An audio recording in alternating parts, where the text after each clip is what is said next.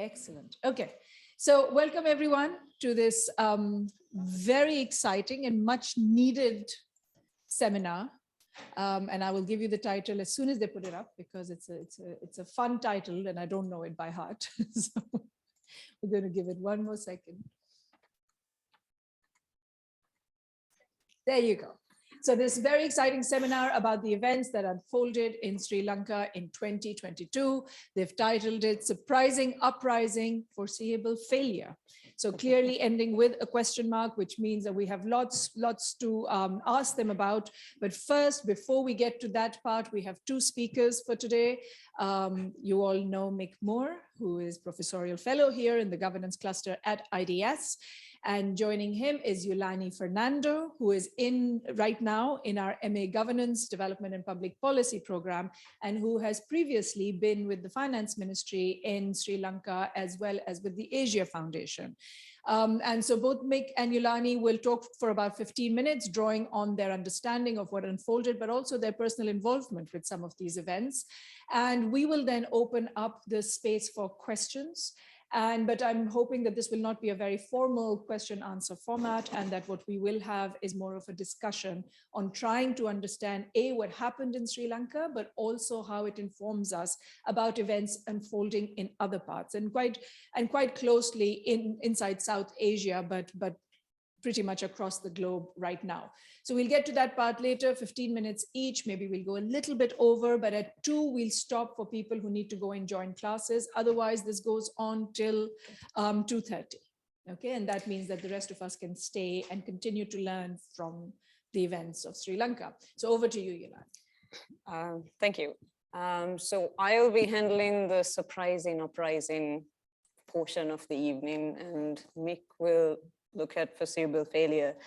But like Shandana said, both of us had a personal experience with the surprising uprising. Yeah, that's me, and with the leftist for IMF board.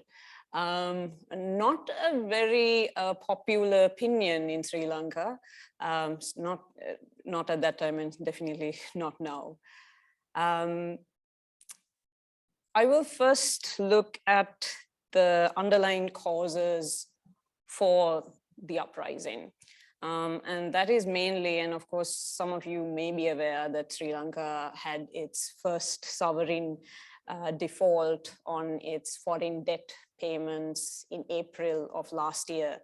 And the economic crisis that unfolded was very much about that, and all the symptoms that we saw on the ground were simply that. There were symptoms of much larger structural weaknesses in our economy in relation to low taxation, in relation to our budget deficit, in relation to a very drastic and dangerous change in our debt composition from mostly concessionary loans as a developing country to mostly commercial loans. And it was, and I must stress this quite, I will stress this again and again, that this was very much a crisis of mismanagement. It was avoidable. At least the extent of it was avoidable, even if not completely. And just to give you an idea of the symptoms of the crisis that were felt on the ground by ordinary Sri Lankans, high inflation, massive currency depreciation, shortages in fuel, cooking gas, power cuts that ran on for 16 hours a day, disastrous shortages of medicine, food shortages, and all of that kind of culminating in what became known as the Aragalaya. Aragalaya is a singular word that quite literally means the struggle. And I'll just get into a little bit about how it came to be formed and our kind of analysis of what happened, and try to answer the question of whether the Aragalaya was a movement, as it seemed to us who were on the ground. It did truly feel like a defining chapter in our history. It felt like there was a movement that was going to radically change our political system. But in retrospect, do we think that it was simply a moment in time where a large number of people were facing the same terrible economic situation, and there was that moment in which everyone came together? In the background, I would say that there was this is amorphous anti-corruption movement that has been there for several decades, more like an undercurrent, if you will. And the Aragalaya really showed that as much as, like I said, the reasons for the Aragalaya was the economic crisis, and there's a lot of things related to debt and tax, the ordinary Sri Lankan mostly saw this as the main reason behind this being corruption. And we do have systemic corruption in Sri Lanka, but it was not the main reason for the immediate economic crisis. Immediate economic crisis was very much about structural weaknesses that were exacerbated by really bad policy decisions made by the government that came in 2019. The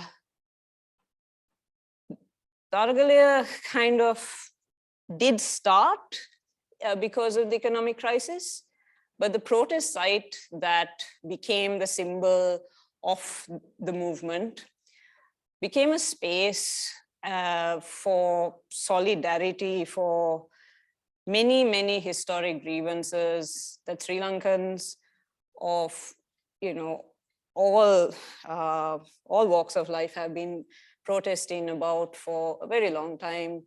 We have that ethnic conflict that ran on for 26 years, and there have been protests regarding enforced disappearances, war crimes. We had the Easter attacks in 2019, for which people were asking for justice and accountability.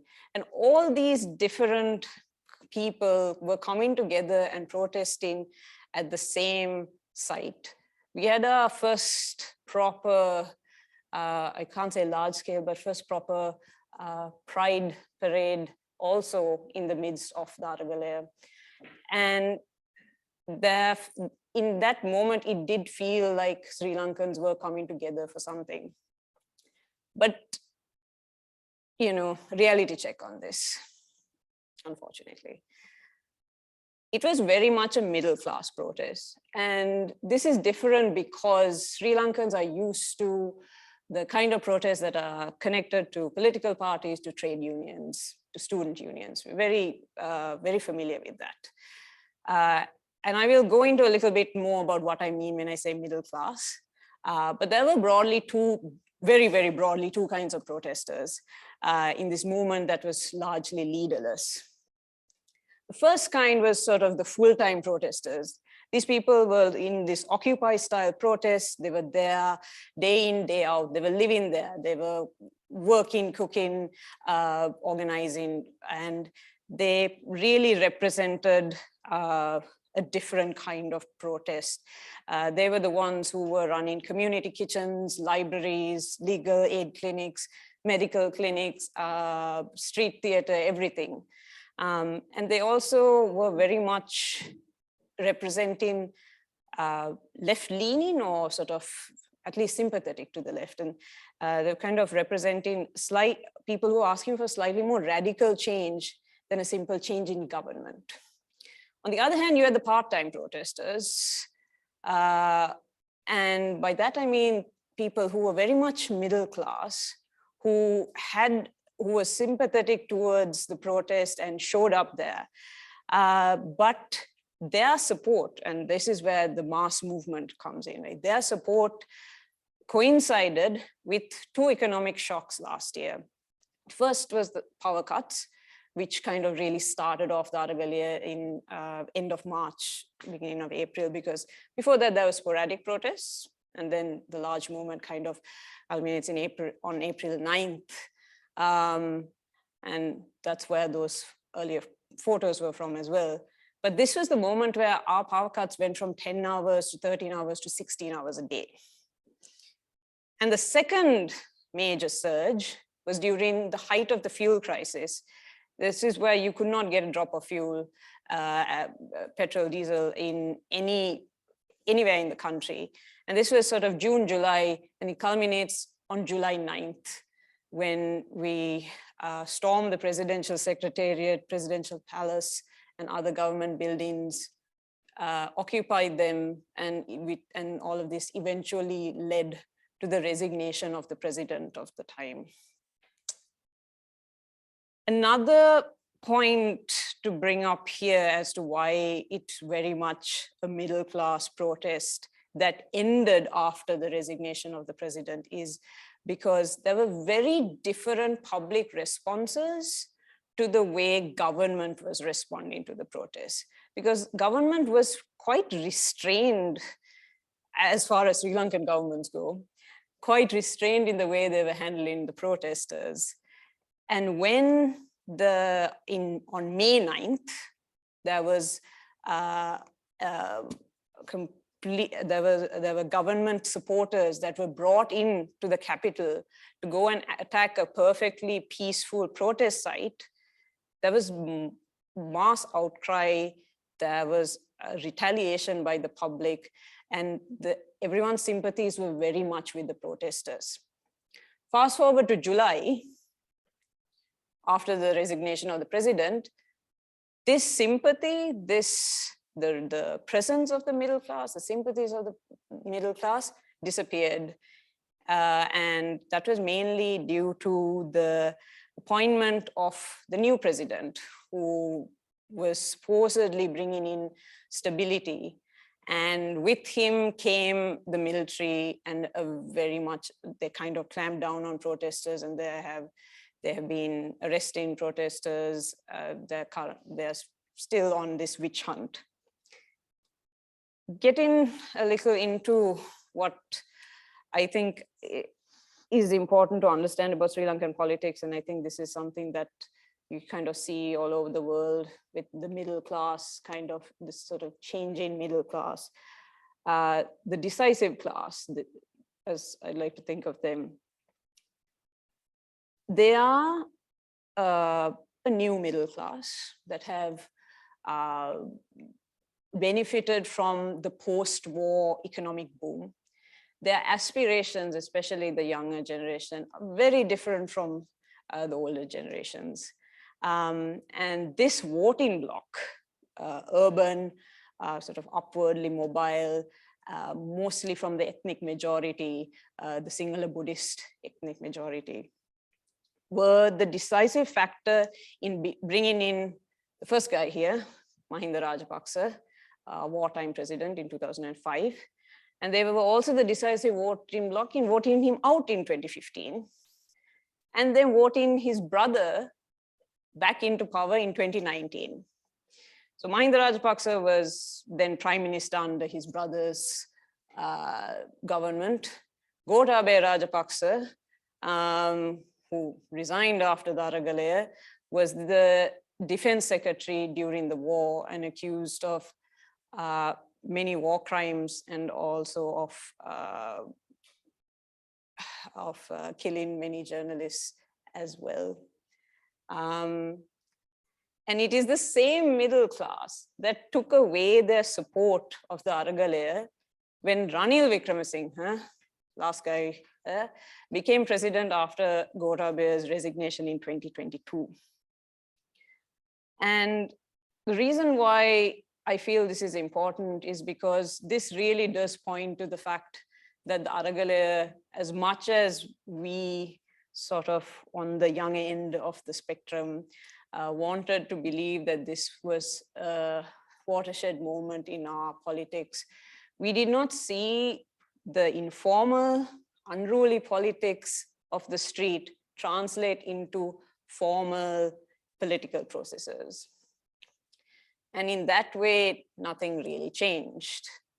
And I'm going to just stop there and let Mick take over. Would you?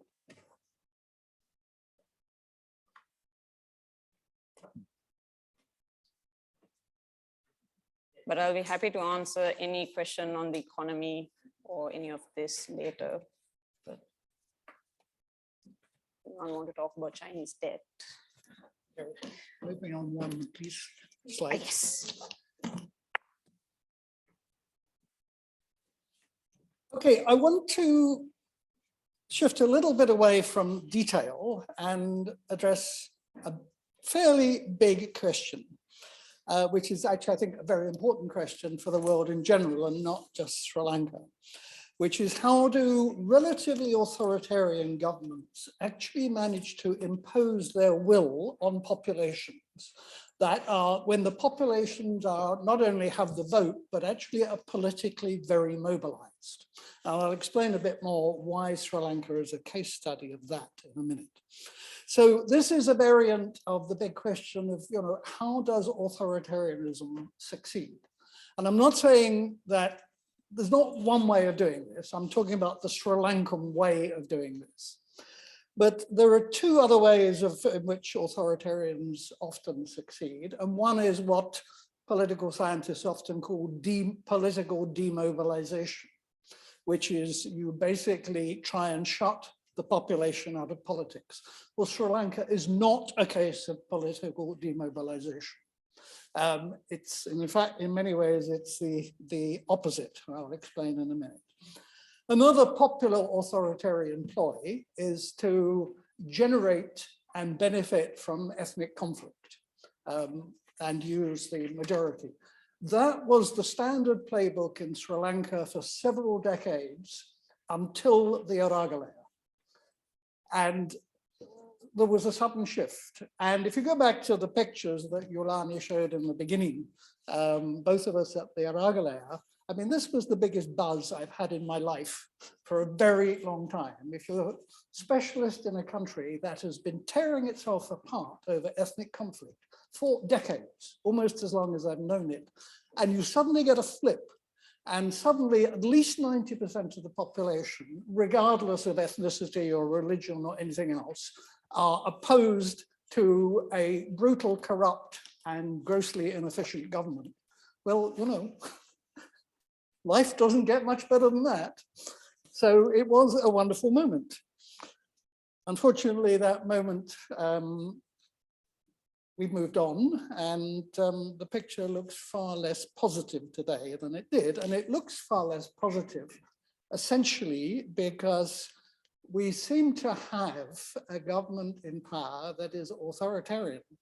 And at least for until the next elections, we don't know when they're going to be, is going to remain in power. And I want to talk a little bit about the next, this government in power. So here's a little bit of context. Sri Lanka has a very long history of electoral democracy. It was one of the first countries in the world to have universal adult suffrage, 1931. Very high levels of political electoral participation, but at the same time has dominantly been run at the top level of politics by members of a relatively small political elite descended from pretty much the same people who got independence from the British back in the 1920s, 30s, and 40s. So there's a bit of a contradiction between this elite leadership and very electorally mobilized populations with quite strong left-wing Marxist trade union-based political parties of various forms. If you go back 2 or 3 decades, Sri Lanka, or more than that, Sri Lanka broadly had the basis of a two-party system in the sense that every government was led by one of 2 major parties. And they were sort of left-rightish. And it was, well, I don't need to go more into that, but the party system has so fragmented now that I have completely lost touch with who is in which party when, and it's become almost completely transactional.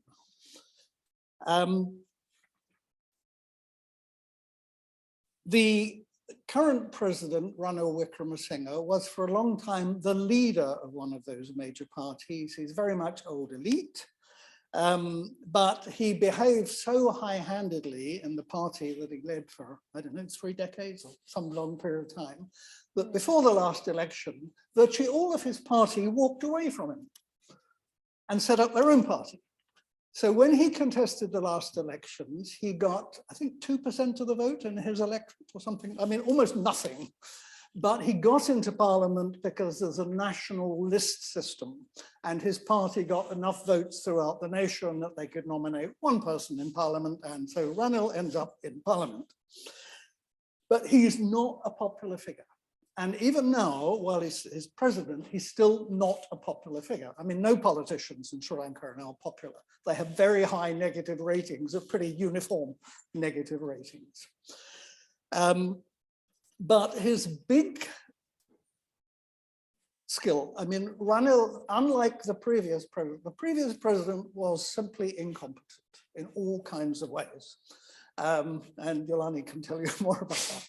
But Ranil had been prime minister 5 times before, and he had a reputation to a large degree justified in terms of competence. Ranil was the guy who knew who to call in the IMF or the World Bank to get something done, whereas the previous president had no idea about who to call. So he became president by a sort of interesting process. The Aragalaya was putting enormous pressure on the previous regime, the Rajapakses, as Yolani has explained. Basically, this was a family-run regime. It's a big, very political family. At one point, 4 Rajapakse brothers were president, prime minister, minister of finance, and speaker of parliament. So, you know, it's like almost like a monarchy or a party in many ways. But they gradually had to resign. When the prime minister resigned, various people were asked to be prime minister. All of them, the other ones, said to the president, sure, I'll be prime minister, but you have to resign. Ranil said, no, sure, I'll be prime minister, but the condition is that you don't suppress the Aragalaya. Knowing full well that the Aragalaya was going on and the president would probably have to resign eventually, which he did after various attacks, etc. So at that moment, Parliament had to choose a new president. And Ranil was right there. Ranil had an awful lot of money. Ranil was very quickly elected to the presidency by basically the political party that represented the Rajapakses. So from, you know, having got 2% of votes in the previous election, by playing things very smartly, he suddenly gets catapulted to the leadership. And because he had this reputation of competence, as Yolani said, you know, the Aragalaya very quickly, well, I'm not sure they say split, just to large them, basically the middle class thought, well, this is good enough. You know, we have someone who knows what he's doing as prime minister. And so the Aragalaya was kind of reduced to the more left student activist group. Now, the politics of this are a little complicated because the president is not, he's a super executive president. He has enormous powers, but he still needs the support of parliament for various things. So he's basically taken over the Rajapaksa's political party, or has he? The point is there's a lot of Rajapakses. The Rajapakses were very corrupt. They made a lot of money out of running the country, and there's an awful lot of money still there. So they're sort of part of the system, but partly not. I mean, there's just a lot of maneuvering going on at present. But there is a kind of implicit deal between Ranil Wickremesinghe and the party of the Rajapakses that they need one another. So they're, you know, with an awful lot of maneuvering, they are still kind of supporting one another. And the other background point is that Sri Lanka has, relative to population, one of the largest militaries in the world, almost completely unneeded. And they had a long civil war, no longer have one, nothing to do with this military. But the armed forces were smart enough not to go in hard against the demonstrators when the government was, you know, opposed by 90% of the population, because that's the way to destroy your army, because that's when people start to defect. A lot of the military, you know, were pretty sympathetic to the demonstrators. Next one, please. So how does this kind of right-wing regime maintain itself? Well, the first thing it does, it begins to repress the Aragalaya. I mean, there's been a lot of arrests and bad treatment of people. But I should have added also the repression is not only against the Aragalaya. There are still certain spaces in public institutions that are relatively autonomous, where people try to do their jobs, like the Election Commission, the Human Rights Commission, the Public Utilities Commission, and various others.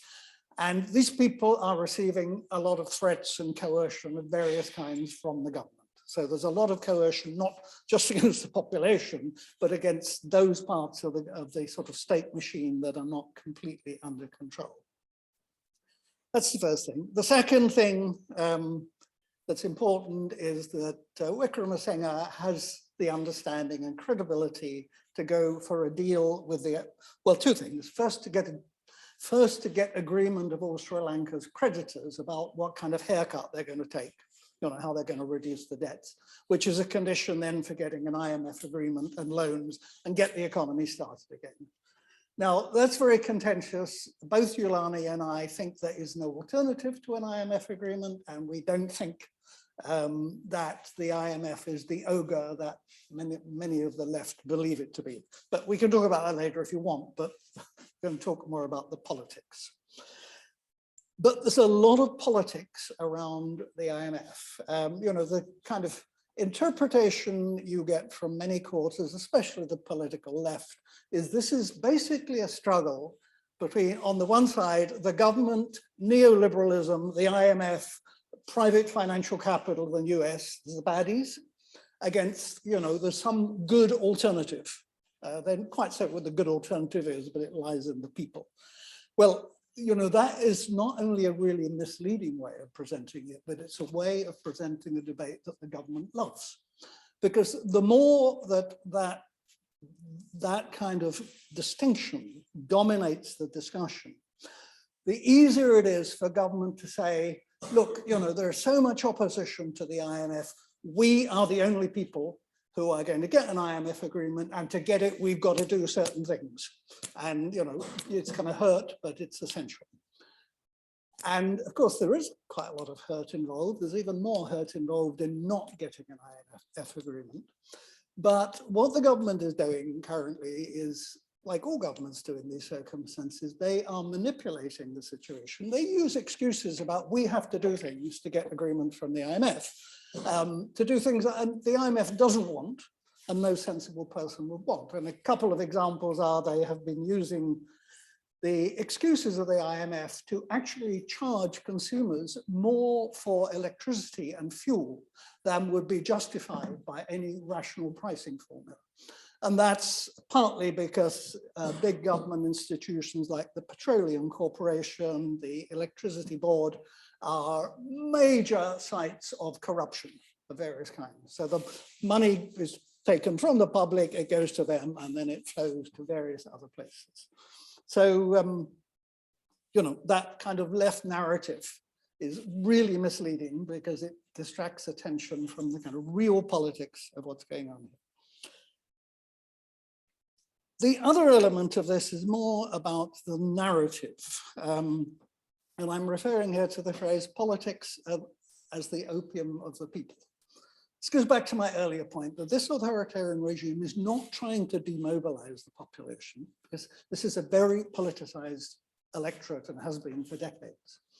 So instead, and this is certainly not how they present it, what you instead try and do is to keep the population amused and distracted by all kinds of politics and policy initiatives so that they don't actually understand what's going on. There are various labels for this. You know, you could just call it promises, if you want. And, you know, at that level, this is not different from what any other government of the world does to some degree. I think it's the distinctive things about Sri Lanka are that it is particularly intensive because we have this contrast between this very, in many ways, very sophisticated, very mobilized electorate and a regime that is relatively authoritarian. So there's a very strong tension there. But also the president, Ranil Wickremesinghe, is great at playing this game. He's just really good at it. So you see more of it there than you do in many other places. Well, what does the game involve? I'm suggesting that in a sense, the government tries to do three things. First, to give an impression of their competence, purpose, activity, inclusiveness, and all that kind of thing. Secondly, to divert attention from what government is really doing, as with the electricity prices. And thirdly, is just to stoke uncertainty about what's actually going to happen. So, politics is a whole lot of spinning wheels of various kinds, which have very little connection very often to what government might do. Now, I'm not going to go into detail. I've got lots of examples of this from the last few months of politics. And it's not that one particular policy or practice serves that, and the other one serves that, and the other one serves that. There's a whole raft of things that serve this. I mean, just very quickly to give one or two examples, even back in September, there was a big announcement about a new national program for rapid empowerment of Grama Niladari, could call that village divisions as centers for rural economic revival. Big announcements from the Prime Minister, which organizations are going to be involved, what are they going to do, blah, blah, blah. That announcement and the meeting that was involved said nothing about the budget, and it said nothing about what the program actually involves. It's all about intention, so reviving the village. There are plenty of other kinds of similar sorts of thing. The president suddenly announces that we're going to solve this very long-running ethnic problem and devolution to some minority areas by 5th of Feb, was it? Yeah. Which is, yeah, a few days away. Yeah. But, that's a diversion because it then gets people busily engaged. And then he sets up a constitutional council, which is supposed to do something, I'm not clear, but the Constitutional Council met for the first time recently and then announced that they were going to make a public call for people to nominate themselves for membership of the Election Commission, the Public Service Commission, the National Police Commission, the Audit Service Commission, the Finance Commission, the Human Rights Commission, the Procurement Commission, etc. You don't set up serious commissions like that by saying, who would like to join? And there are so many other things like that. And these are distraction, diversionary politics. And the last one, if you would, Yolani. Okay, so some slightly broader things. I mean, I think of the Sri Lanka government, in fact, I think of most governments as essentially trying to do four things simultaneously. First, they are benefiting themselves and their core supporters. And Sri Lankan governments people in power in Sri Lanka have benefited themselves extremely well. Second, staying in power, particularly by winning elections. Thirdly, by actually doing a bit of kind of real public policy occasionally. It's hard to get away without doing a little bit occasionally. But fourthly, pursuing these things I've talked about, which let's call it the performative agenda, giving this impression that you're in control and you have a purpose and you know what you're doing, distracting people by all kinds of initiatives to do this and that, but also keeping everyone in uncertainty about actually what is happening and what's likely to happen. Very good case in Sri Lanka at the moment. Local government elections are due in March. They have been scheduled. No one knows whether they'll happen. The Election Commission has said they will happen. Enormous pressure has been put on members of the Election Commission to resign.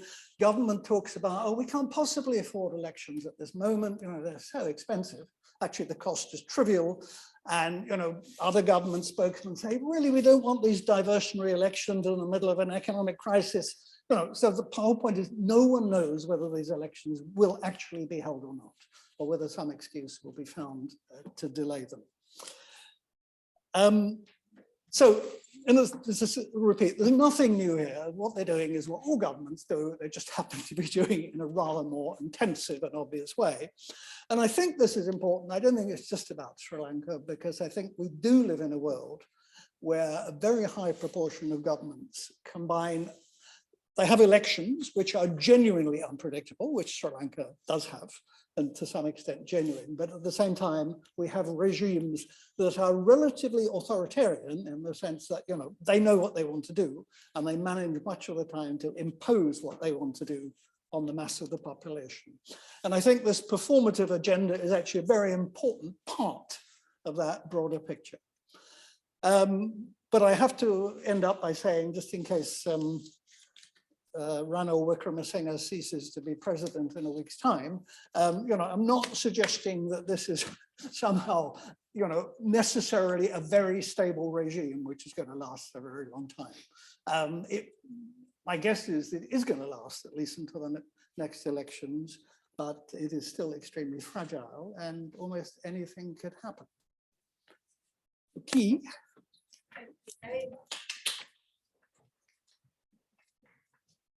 Thank you, Yolani and Mick, for fantastic presentations. I mean, you really went into a lot of detail of what it is that happened, but you also made very decisive moves towards explaining why, and we can continue now to ask why. We have until 2 o'clock for many of you, and I would suggest that if you are going to leave at 2, that you ask your questions first. And in that case, I might then actually ask for 1 or 2 questions, collect a few so that we get more of those in. Otherwise, I think I might prefer for there to be more of a discussion. So ask a question and we see, and we get an answer to that. So there's lots of things that they have left us with. I mean, 2 terms that I'm taking away from this talk for sure is politics as the opium of the people, and Yolani's explanation of how that politics works by trying to define what is the decisive class. These are 2 really interesting concepts that have just been contributed. But they've also given us lots of other ideas of trying to figure out what happened, what went wrong, how does this compare to the region, how does this compare to politics that we see in other parts, and of course, what was that protest and popular mobilization all about that Yolani talked about in great detail, but maybe there's other details that you're interested in. So I'll take this around, just put up your hands, and again, like I said, if you're leaving it too, make sure you ask your question now so we get to those first. Who wants to go first? So many questions to ask. And but there aren't any other hands going up. I was sure this is not a very well formulated question, but two parts to my question. One is, you know, what you describe here, both Yolani and in some ways is very similar to the Indian context. And those of us who study India will immediately recognize some of these strategies. So I guess my question to you, Mick, is to what extent do you see parallels? And is there any way in which the Indian population can become as politicized as you suggest happened in Sri Lanka, that cut across, you know, different divides or social cleavages in one sense? And I guess conversely, to what extent is this kind of popular mobilization or political mobilization essential to your response here, that as you laid it out? In other words, and I guess the third question, in other words, you were laying out these 3 possibilities of how authoritarian governments can react, sort of depoliticize, repress, or do this kind of performative politics. And to me, it seems like most governments do a little bit of both, all of these 3 things to different parts of the population. So to what extent is this politicization that you were talking about in Sri Lanka essential to this argument? And then finally, my question is, what is the effect of this kind of performative politics on popular mobilization? Is it likely, in your view, to demobilize the population or create more political citizens, I guess? That was for you, wasn't it? No, I'm sure it was for you. Any other questions, or should we go and get the response directly? Do you want to add to that? And then we have both of them come back. Hi. So when you were talking about the Aragalaya and how it started, and essentially it cut across religious divides. Yeah. Do you think that these religious divides that have always sort of defined the social fabric of Sri Lanka, will they come back in the political discourse? And now, once, if if Ranil, he resigns, or if there's a new agenda, or if, I mean, religion, for instance, in India is a diversionary tactic also. So do you think that sort of will also come back in a different way, perhaps? Shall I take that question first? I think you should. I would say first that sort of we have both the ethnic and religious divides. The ethnic divide, I would sort of briefly explain, is mostly between the Sinhala majority and the Tamil minority. And Tamil minority is towards the north, and it is a majority in the north and east of the island, where the war was fought mainly. The religious divide is sort of there, and I must stress that in the ethnic divide, religion was not the key component there. It was mostly one of sort of linguistic and economic disparities that kind of led to the conflict. The major religious issue that we are seeing in Sri Lanka is Buddhist extremism that has come and kind of taken over the major sort of narrative in Sri Lanka in terms of who belongs in Sri Lanka. And this is directly in opposition to the Muslim minority, who have been targeted for as long as pre-independence as well, but definitely post-independence. There have been many attacks on the Muslim minorities. And it was a major component in the 2019 presidential election. I would say that as much as Gotabaya Rajapakse came on this platform of political outsider, technocratic genius kind of platform, he also came in on the national security angle post-Easter attacks. The Easter attacks were in April of 2019. They targeted Christian churches and some hotels on Easter Sunday, and extremist group took they took the credit for it, but there was a lot of negligence of the state, that because they knew of these extremist groups, they knew of the attack. The Supreme Court has finally found the sitting president and sort of security personnel responsible for that attack, that it was criminal negligence on their part that ultimately led to the deaths of over 200 people. So those, I would say, are the two major ethnic and religious sort of divides in Sri Lanka. And while in the moment of the Aragalaya, there seemed that there was this shift towards trying to find common ground, the common ground was on the fact that our material life, material well-being just collapsed. Power cuts, fuel crisis, shortages in medicine. And in that, we found solidarity. Beyond that, we have not found any real solidarity. And even during the Aragalaya, when there was space for issues that minorities face, when those issues did come up, there was significant opposition to it, saying that this was not the time to talk about enforced disappearances or war crimes or anything of that sort. So I would say that yes, there was this moment and where minorities sort of felt there was some space for them, but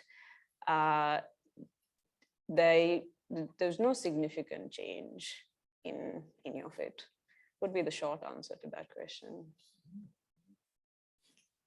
Yeah, I mean, I'll just add one thing on that, which, you know, ethnic or religious, the most important issue behind this is language.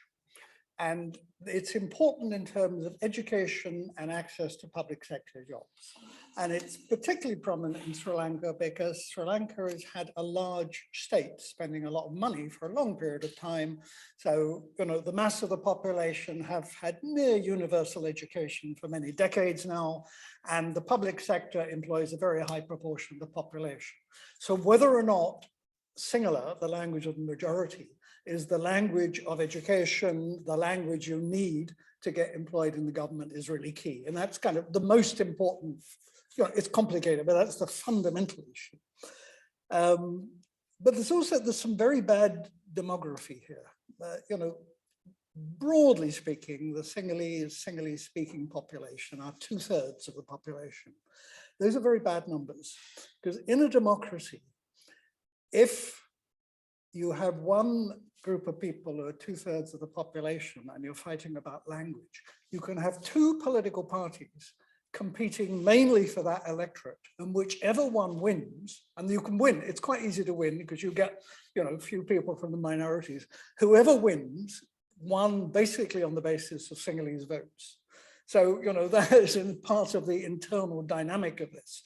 You know, if your minority is 40% rather than 30%, they have much more, you know, power and influence. If they're 10%, it's a kind of different picture, because then the other 90%, you know, argue about other things. So the kind of the demographic structure there, or the demographic language structure is bad.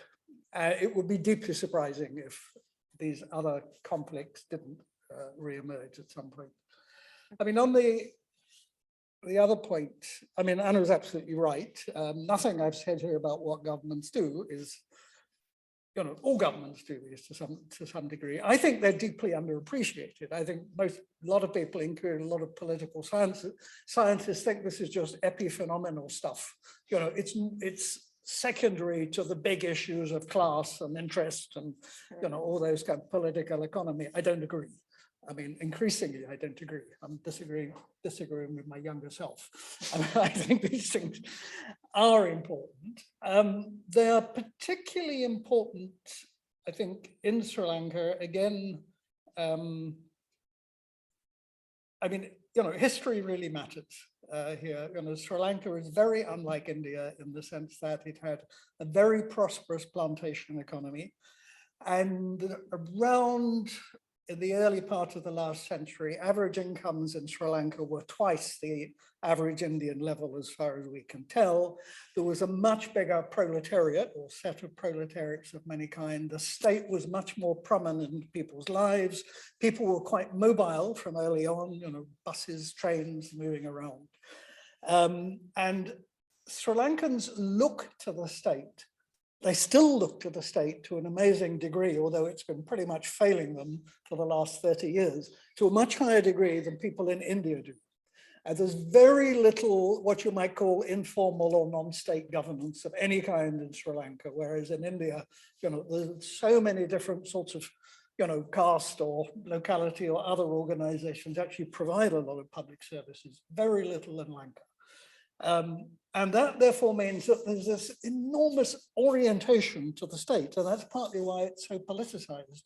And that's kind of not going to go away. So I think that's the key part of the answer to your question. Is, you know, it's a more kind of intensive engagement with the state than you see in most of India.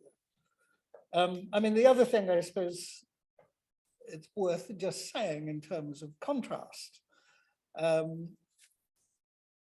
In Sri Lanka, the ethnic mobilization of the majority, of the Sinhalese, is almost entirely a political phenomenon, in the sense it is not backed by a whole lot of organizations. You don't have amongst the Sinhalese the equivalent of all those civil organizations that back Hindutva.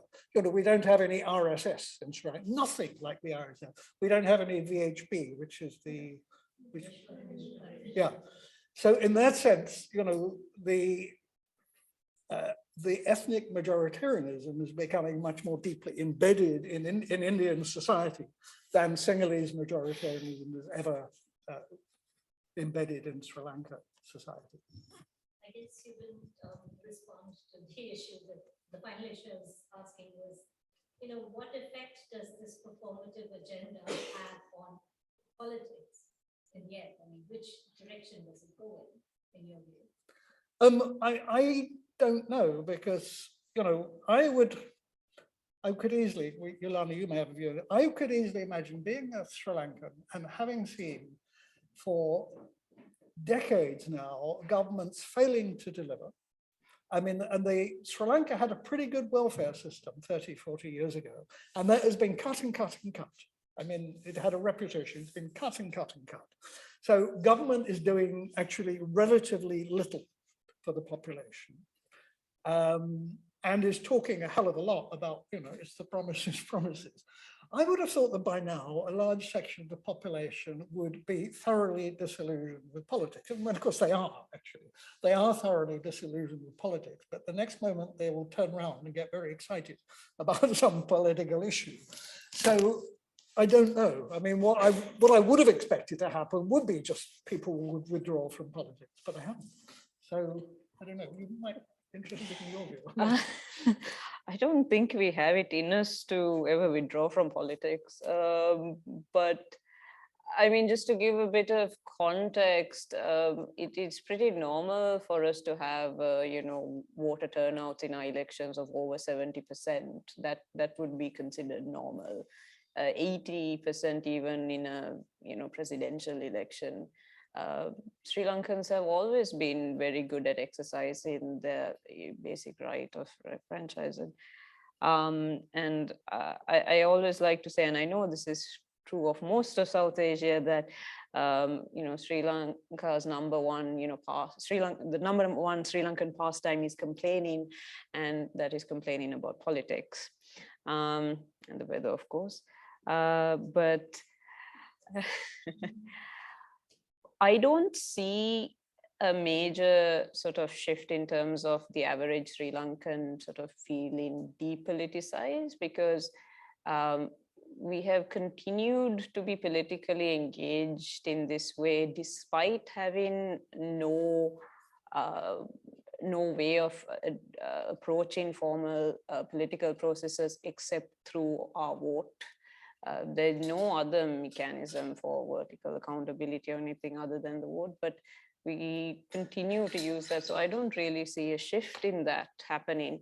What I do see, of course, is, and this is that the exodus that we are seeing in terms of, you know, Sri Lankans leaving for work and you know, sort of permanently migrating, is that while we have seen this in many in the past decades, in sort of because of the conflict, because of sort of pogroms against minorities, this is different because this is very much the professional, educated, middle class exiting from the country. That is going to have a major bearing on our politics because, like I said, they are the decisive class, and that is probably the most worrying trend for me. And the extent of this exodus is still sort of, it's very much up in the air. So, yeah. Actually, can I just add one right? I mean, I'm going to qualify what I said earlier. I said the Sri Lankan state does nothing for people. That's not entirely true. What it does, it gives an awful lot of jobs, and it still gives an awful lot of jobs, even though for decades the public sector has been vastly overstaffed, vastly underqualified, and getting less and less competent. I mean, really very bad. It's still, they still continue to recruit. So in that sense, there is a kind of, I suppose, a valid basis for being political. And I would only add that, you know, there has been a conversation around, you know, clean politics and anti-corruption and all that in Sri Lanka. And there's this idea, it's like, you know, Sri Lankan voters want honest, clean, educated people in parliament. I think that's a lie because of who we vote for at every election.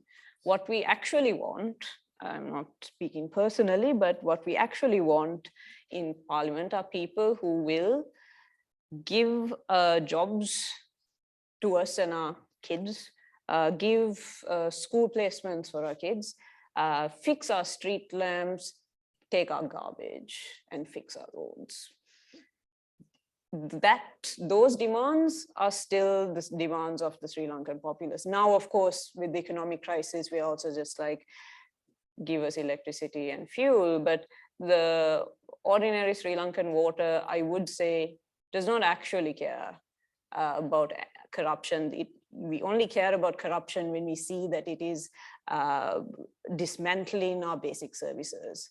And that is sort of what you saw in the Aragalaya, because like I said, there wasn't a lot of awareness of what caused the economic crisis. People were very certain that it was corruption and corruption alone that caused it. And that was very obvious from the kind of slogans and chants that were kind of going around of, you know, sort of bring our stolen money back being one of the basic demands there. So, sorry, just to add. No, great.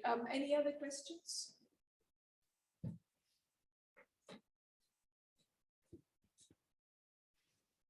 Thank you for the lecture. I'm learning quite a lot. My question to you was, I'd like to know the role of media. Has it been impartial to support this performative agenda or not? The role of media in the performative agenda.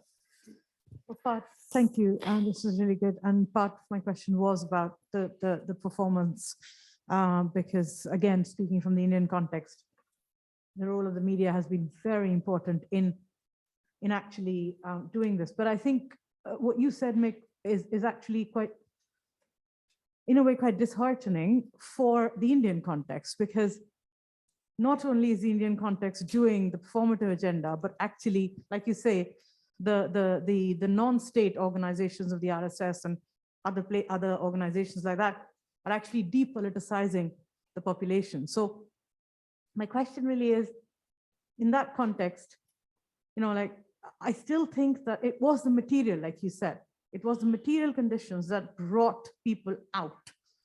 And I'm wondering, at what level do those material conditions become important enough for other contexts where people can actually come out and protest and form these solidarities? Because it doesn't seem possible at all in a context like India.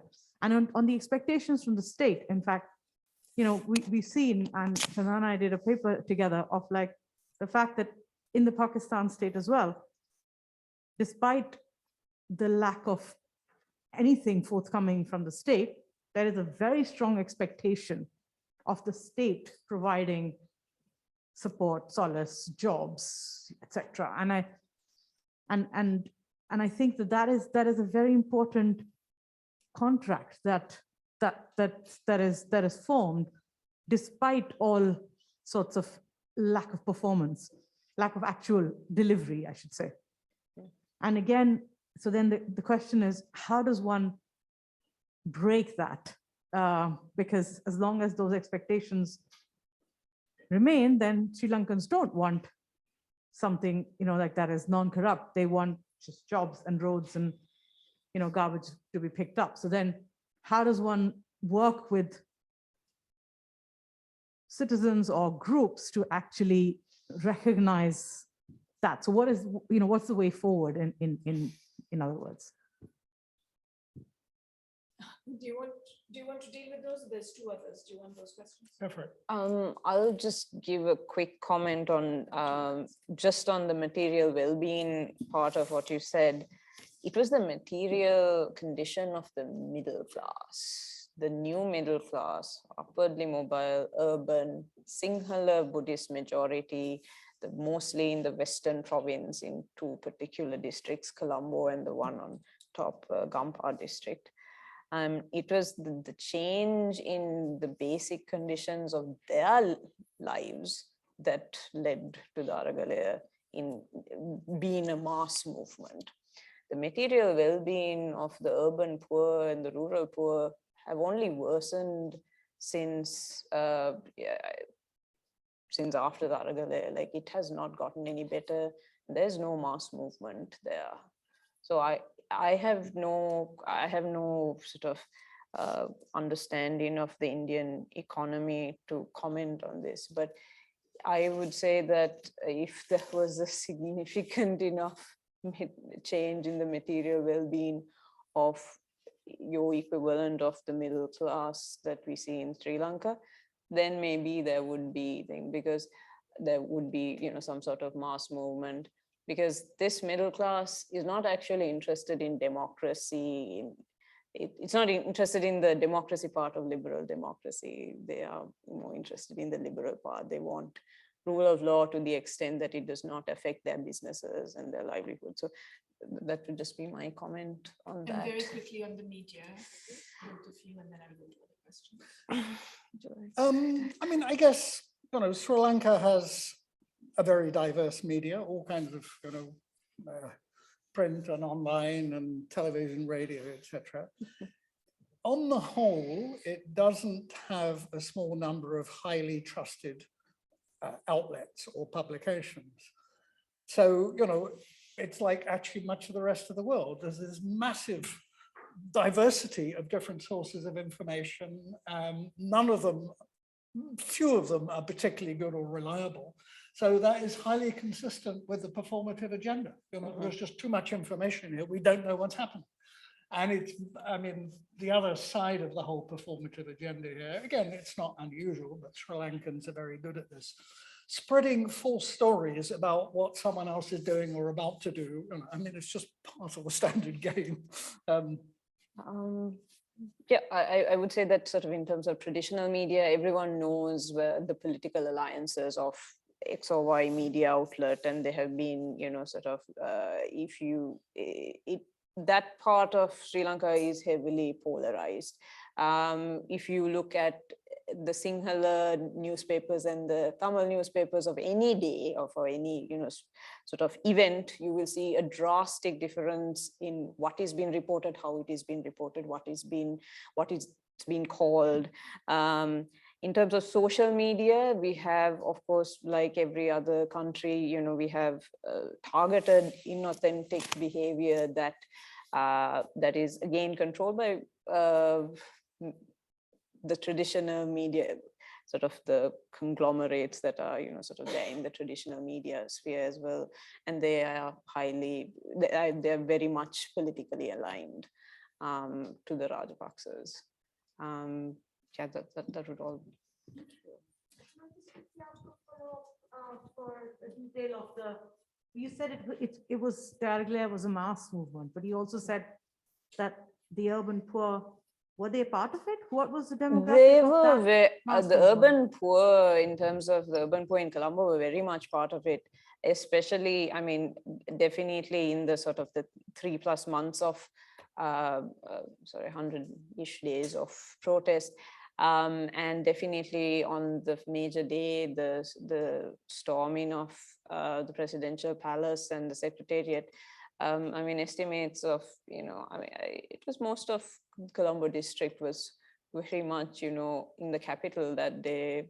Estimates might be around 500,000 people. And this is a country of 22 million people, which I know is like the size of Bombay, but it's just to give a bit of context to the size of Sri Lanka. Yeah, that should be. Yeah, thank you so much. This is really interesting. You had mentioned that the Aragalaya was a mostly like leaderless movement. Did any leaders emerge from like any different factions, or was it truly none? Sorry, you're making a face.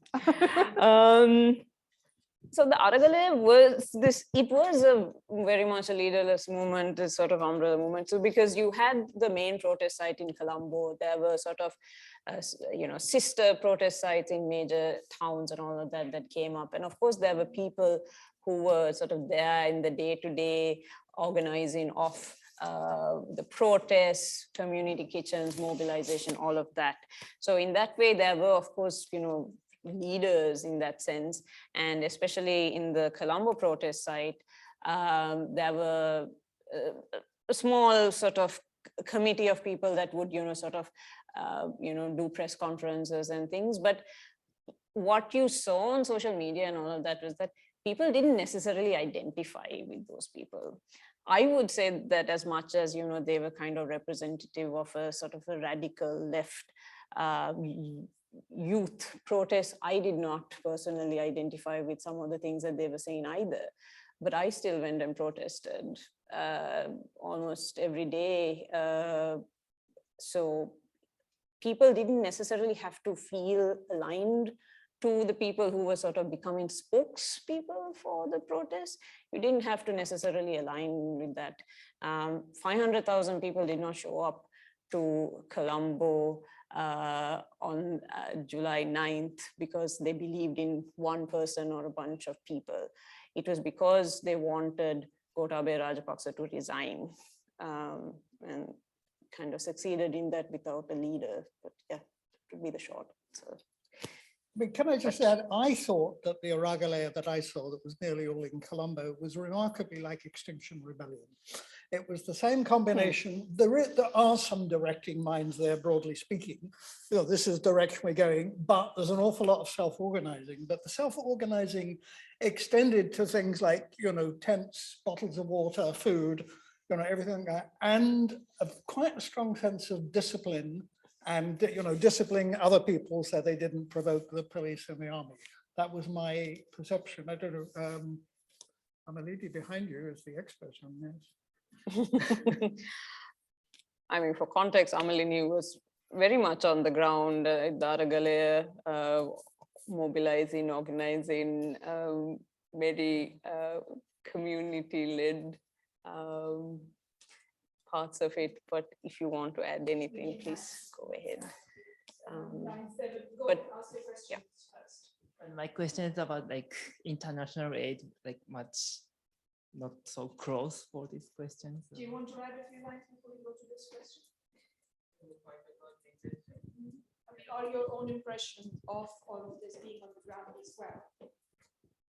What are the perspectives you want to bring up? No, I think Yolani said it perfectly when there were people definitely who kind of would take up the media space and hold press conferences and be like, okay, this is what we as people from the Aragalaya want. But I know that a lot of people, especially people who weren't physically able to come to the main protest site, but were engaged in, you know, expressing a resistance to the state, definitely did not agree with everything they had to say. Because I mean, I didn't agree with everything they had to say. I found like there were people in that who were massively problematic and remain problematic, who were, you know, occasionally, you know, drifting towards this very sympathetic tone towards the military and the police, when you know that there are populations within the country who have historic grievances. You know, I should just name it, Tamil people who have historic grievances with the military and the police. So ergo, how can this possibly be representative of, you know, the rest of the country? So that's one thing. And I think Yolani is definitely right. Like the, you know, average Sri Lankans who live outside of Colombo, outside of the urbanized centers, struggle with access to fuel and access to these things on a regular basis. And I remember at the start of last year, someone was talking about the problems with the Rajapakse regime, and they asked, you know, what would it take for people to rise up against them? And I think we were just thinking it would have to be like a monumental failure towards a large enough section of the population for it to actually end up with the kind of numbers that it did on several of the protest days. And it is because of the material conditions of masses and masses, urban masses close to Colombo that it happened. Because, you know, some of the issues that people have been raising for 5 years or decades are persistent problems, like whether it's enforced disappearances and war crimes, or whether it's wages for, you know, workers in, say, tea plantations. These are like systemic, like deeper issues. And there's no one, you know, you find, you know, pocket protests. You know, we still joke about how now we're going back to the stage where you have protests of 30, 40 people at the most. So it took this real just shift in one set of people being forced to kind of contend with inconvenience and problems for it to actually lead to this kind of this moment, not movement, but moment of yeah, protest. Okay. Sorry, it's international aid question, so I'm not sure it's good question for you or not. So in Sri Lanka's context, to avoid next debt trap, like what should we think about the balance between the hard infrastructure for social development and the government governance improvement to avoid corruption? Because like traditional aid by OECD has a political requirement definition to avoid irrecoverable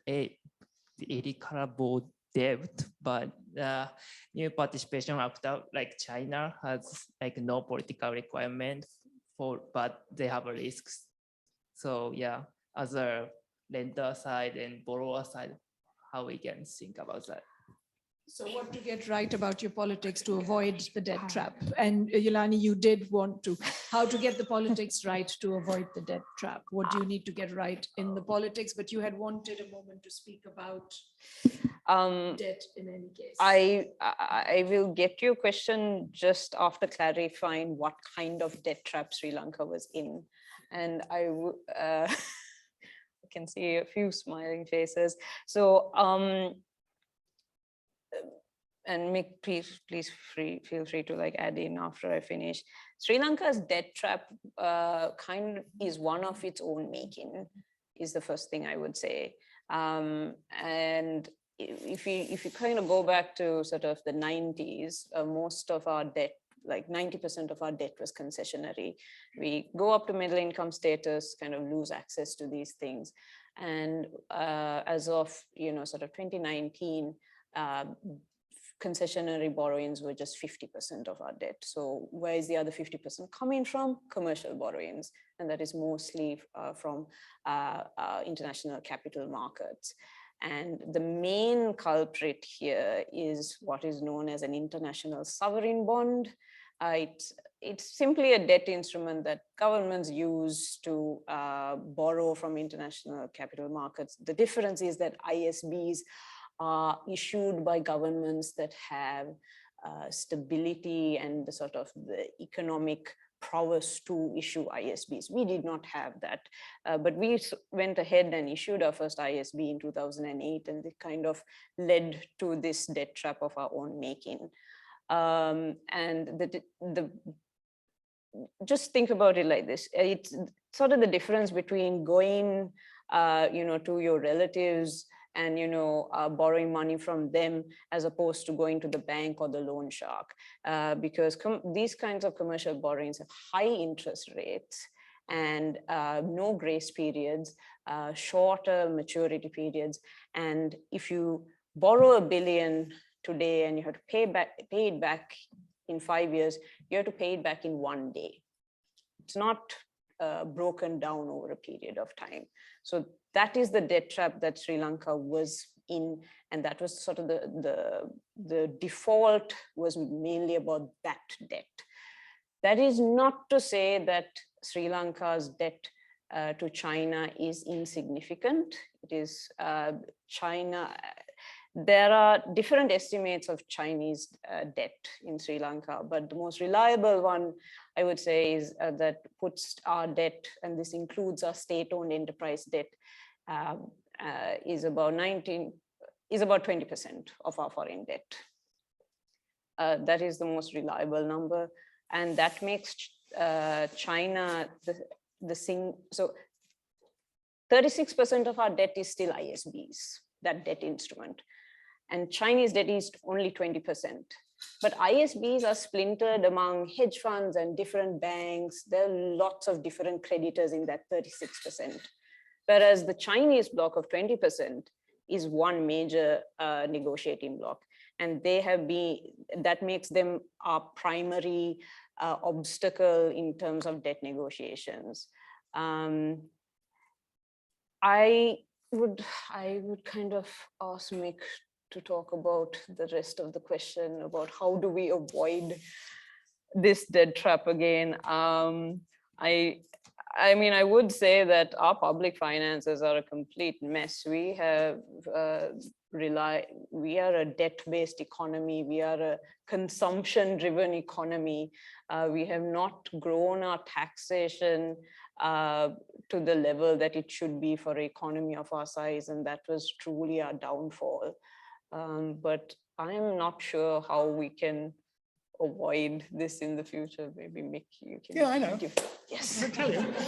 Tell me. Let me, I mean, Yolani is right. Public finance is a mess, and but the mess is central to all this. Just two important sets of facts. A large proportion of the Chinese debt, most of the Chinese debt, was a result of the previous government, the Rajapakse government, in effect suspending all public procurement rules and having a special channel here whereby any company could come to the government and suggest a project completely outside any planning framework. You know, oh, I think you need a highway from A to B. They could come to the cabinet and suggest it. And the cabinet could basically authorize it without it meeting any criteria for efficient public spending. I mean, it sounds amazing, but that's what happened. So a large number of those projects, I mean, the interest rate on Chinese loans wasn't bad, it wasn't extractive, but this was rotten at the core. It was Chinese companies and often construction companies, you know, think of a project, going along and proposing it, then get a Chinese bank to finance it. So that's one part of it. The other thing, which is very important, is that the crisis was triggered not by debts, but by revenue or lack of revenue. And what basically happened was that it's not just that we haven't grown our tax. Sri Lanka used to be a high tax economy, 20% of GDP until about 1990, for about 3 decades. Thereafter, and this is part of what Yolani was talking about, it being dominated by the middle class. So the middle classes haven't been paying tax, very little, although a lot of benefits. The tax to GDP ratio went down and down and down and down, and it reached less than 10%. After the Rajapakse government was re-elected in 2019, when they already had a lot of these international sovereign bonds to repay, they decided to give away about 1/3 of the tax revenue in the next year by saying, we're not going to collect it. We're going to reduce this tax, we're going to reduce that one. And it was at that point that the international sovereign bond market said, hey, these people can't repay their debt. So they couldn't. I mean, the only way they could refinance their debt was at higher and higher rates of interest. This was evident, even to me, and I'm not an economist, 2 years ago, but to the IMF and to everyone. They said, look, you're walking off the edge of a precipice. You've got, you know, you're refinancing your debts at higher and higher rates of interest. In effect, they were having to discount their bonds by 40, 50% or something, I think, at some stage. You know, you cannot carry on doing this. And the government simply said, of course we can, no problem, we'll get the money, don't worry. And they did that until March last year. And that's when the crisis happened, because suddenly government said, well, actually we can't repay. And then of course, all credit was cut off. And then you can't afford to import fertilizer, or even more important, fuel, or, you know, a whole range of other things. And that's what caused the crisis. So the point is, this was a totally and I do mean man in this case, man-made crisis. And so what's the solution? Well, I actually think the solution is, the first part of the solution is already on the agenda. I think we need to return to a situation where we don't have an executive president and where the different parts of government are genuinely autonomous. We have a public service commission that actually makes decisions about who will be recruited into the public service. You know, we have autonomous organizations to overview government spending. We have a genuinely autonomous election commission and a genuinely autonomous finance commission and everything else. In other words, I don't think it's the only part of the solution, but I think the classic liberal democratic formula of having checks and balances within government, horizontal accountability is, I think this is actually a very important part of the solution, because what's been happening increasingly in Sri Lanka is public finance decisions have been made secretly by small numbers of people in power, independently of what is being said. You know, information on public finance is very obscure, and the finance ministry is basically full of pretty much incompetence. frankly. You know, because a government that's doing this does not want too many smart people in its finance ministry. The only smart people it wants are its own people it puts in there to manage public finances. It doesn't want a lot of, you know, well-educated, public service inclined people, you know, critiquing what they're doing. Okay, with passion, I'm finishing. What that leaves us with, Mick, is the question of what is it that voters can do about this, and what is it that people can do about this, and why are voters behaving in the way that Yolani and you have explained through this. So I said this was a really exciting talk, going to be a really exciting talk at the beginning, because not only does it give us those details on Sri Lanka, which was a major event of the last year, but it also brings us closer to sort of understanding a lot of this phenomena. But to me, Sri Lanka is a huge puzzle, and which is why I thought this was going to be a very good conversation to have, is because if you draw out any graphs for any social indicators for South Asia over the last 50 years, Sri Lanka is that bar right at the top, fairly stable and well ahead of all of the other countries of South Asia, which sort of occupy the bottom part of that graph. So real difference in education levels, in health provision, in labor laws, in women's participation in the economy, a lot of in stable local governance, in a lot of the things that we usually say, get these right, and you should be able to get government right. And very specifically, given that you just brought this up, you'll be able to get vertical accountability right, and you'll be able to get through that horizontal accountability right, which is usually the pathway that we set up for all of this. What happened in 2022 in Sri Lanka has got us to question all of that. And a few of those parts of the puzzle have been provided here, because the question then is, if you're going to provide all of that, and this still happens at the end of it, what role do voters play in this, and how do you engage with that system? So you've told us about the fact that despite all of this, you couldn't pull the elite out of this. You couldn't open the system enough to make this truly open to participation at the higher levels of government and decision making, despite all of that social provision. You've told us also about the issues that voters engage with and why that isn't expanding. You've told us about the ethnic conflict and the extent to which that played a role. And in the questions that you asked us, the divisions that exist within Sri Lanka that maybe don't keep people from coming onto the same platform. But the material conditions did pull people out. And it was this glorious moment. And it leaves us now with the question of, you can get people out to in that moment, but how do you get that to sustain then enough to transform the way that elite politics has played out and what it is that Sri Lankan voters are now demanding, right? So that's the puzzle that I'm left with. Any final thoughts on that? And we'll close at that. Your country. Just very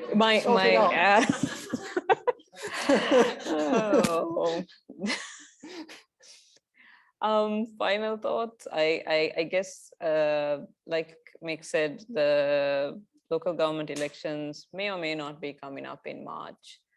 I am quite truly afraid of these elections because the past few elections that we've had have been quite peaceful, almost completely peaceful, and it was quite a turning point for us especially post-war, when because our elections have always been sort of battlegrounds, and we sort of saw this shift, and we had an elections commission that the public seemed to actually trust, and that elections commission has been tampered with. They are trying to tamper with election laws, and I do not foresee a peaceful election for us. But whether, and that of course is dependent on whether the election even happens. If the election does not happen, then we kind of go into this limbo of that we've done with our provincial council elections that have sort of been delayed and delayed and delayed sort of indefinitely. The same might happen for our local government elections. What does that mean for national level elections? I'm not sure. So yeah, that would be my final thought, unfortunately. Okay, I mean, one final thought, there is a key swing point here, which is the change in constitution in 1978 that introduced an executive presidency. Virtually everyone who's been elected to that post since has said, I'm going to abolish it because it's a bad thing. But of course, once they get elected, they don't. So, I mean, the key issue is, trying to get in a position where there, you get very strong support in Parliament for abolishing the executive president. Because once you've done that and return to something like a parliamentary system, many possibilities are open. Now, I don't have any solution to doing that, but I would also just say that, the restoration of kind of genuine liberal democracy of the kind I've just talked about, that has been on the agenda continuously since we used to have it in Lanka back in the 50s, 60s, and 70s. So it's not an input, this is not a new idea. It's a very old idea with a lot of popular support. So, with the right conjunction of political forces, we might not, next year, we might not have a surprising, well, we might have a surprising uprising of a very different kind, which is the abolition of the executive presidency. So, I live in hope. Thank you so much, Yolani and Mick.